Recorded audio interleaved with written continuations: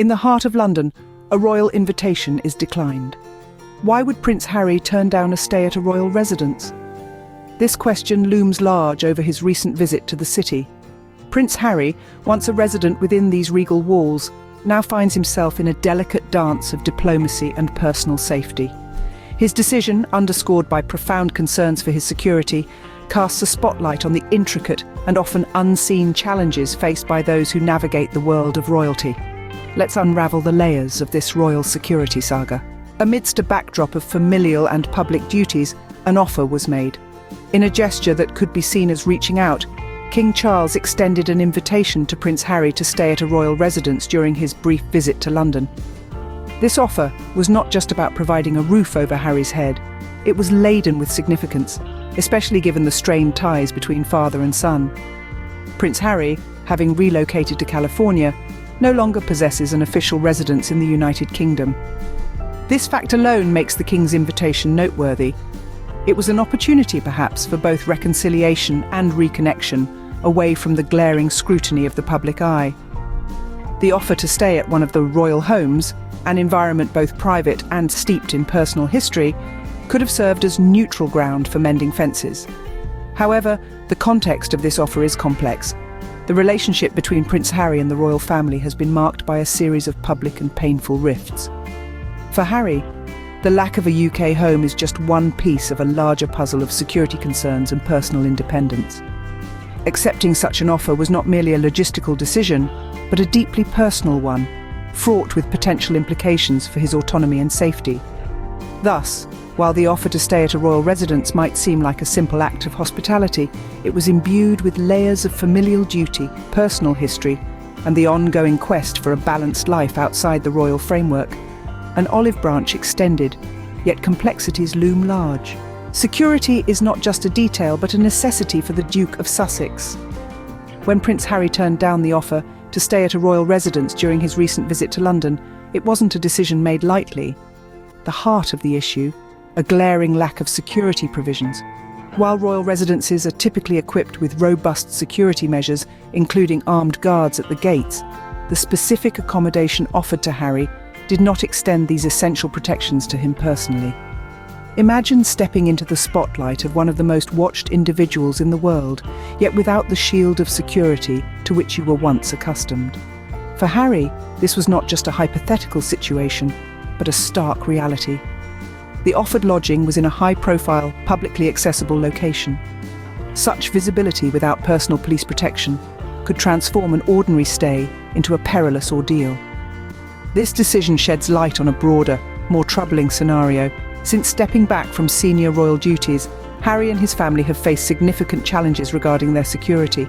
The withdrawal of his right to automatic police protection has been a contentious issue, straining familial ties and complicating his visits to the UK.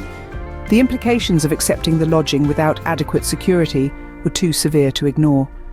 For Harry, the risks of staying in such a publicly accessible and unprotected environment far outweighed the comforts of royal lodging. It wasn't merely a personal preference, but a critical safety concern. In opting out of the royal residence stay, Harry chose to prioritise the safety of his family and himself over the potential for a familial reunion or the warmth of staying at a family property. This decision highlights the complex interplay between personal security needs and family dynamics within the royal context. For Harry, the risks outweighed the royal comforts, choosing anonymity over ancestral homes. Prince Harry's decision to sidestep the royal residence in favour of a hotel speaks volumes about his current priorities and the complexities of his situation. For someone born into the limelight, the choice of a discreet hotel over the grandeur of a royal palace is not just a personal preference, but a necessity. In previous visits, the Duke of Sussex has consistently chosen hotels as his temporary abode, a pattern that underscores his quest for privacy and security. These hotels offer something that a royal residence, with its inherent visibility and fixed protocols, cannot: flexibility and a lower profile. Here, Harry can manage his own security details, control who comes and goes, and most importantly, avoid the prying eyes of the public and press. This move isn't just about security, it's about autonomy. Choosing a hotel allows Harry to navigate his complex relationship with the public and his family on his own terms, a modern solution to an age-old problem. Beyond personal safety lies a tale of family dynamics and lost privileges. For Prince Harry, the issue of security transcends mere logistics. It taps deeply into the emotional and relational threads that once tied him to his royal roots. The Duke of Sussex's decision to decline the royal lodging offered by his father was not made lightly. It was a decision steeped in the broader context of his recent experiences and the ongoing narrative of his life post-royal duties. When Prince Harry stepped back from being a senior royal, one significant change was the withdrawal of his right to automatic police protection in the United Kingdom. This decision by the Home Office wasn't just a procedural alteration. It was a stripping away of a privilege that had been a part of his identity and safety net. This change has profound implications, not only for his personal security, but also for his psychological comfort and his relationship with his family. This withdrawal has been a point of contention and a significant barrier to reconciliation between Prince Harry and the royal family. The lack of security provision signifies more than just a potential physical vulnerability. It represents a perceived lack of support, and perhaps to some extent a withdrawal of familial warmth and protection. Every time the Duke visits his homeland, the issue of security is not just a logistical challenge, but a reminder of the support he once took for granted, now conditional or entirely absent. Moreover, the security concern influences how Prince Harry can interact with his family. Meetings that could have been straightforward now require complex arrangements, creating a logistical and emotional distance. His decision to stay in a hotel rather than a royal residence is not just about physical security, but also about carving out a space where he feels his autonomy and safety are not compromised. The broader implications of these security issues are significant. They affect not only Prince Harry's ability to engage with his family and his country, but also his role within the larger royal narrative. As he navigates this challenging landscape, the Duke of Sussex finds himself at a poignant crossroads of duty and safety, where every decision is laden with deep personal and public consequences. A prince's plight at the crossroads of duty and safety. Every story has its tellers, each with their own spin. When it comes to the royal family, the media's lens is particularly magnifying, often painting a picture that swings dramatically depending on the source. The recent incident involving Prince Harry's accommodation choice during his London visit is a prime example of this media phenomenon. The narrative spun by one publication highlighted that Prince Harry had been graciously offered lodging at a royal residence by his father, the King. This portrayal suggests a father extending an olive branch, perhaps hoping to mend fences. The subtext here is of a benevolent patriarch, ready to welcome his estranged son with open arms despite past tensions. On the flip side, another story emerges, one that paints a starkly different picture.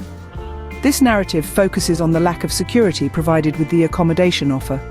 Here, Prince Harry is cast not as a wayward son rejecting a father's goodwill, but as a concerned family man, prioritizing the safety of his wife and children above all else.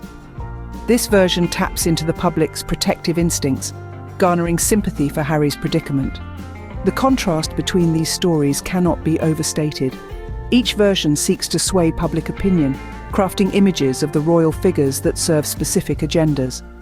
The media's power in shaping these narratives is immense, influencing how individuals perceive not just Prince Harry, but the entire royal institution. These divergent stories also feed into a larger media ecosystem that thrives on controversy and emotional engagement. By presenting conflicting accounts, the media ensures continued interest and discussion among the public, keeping the story alive in the collective consciousness. In the royal family, every detail is under the microscope. How these details are presented can vary widely, but one thing remains clear.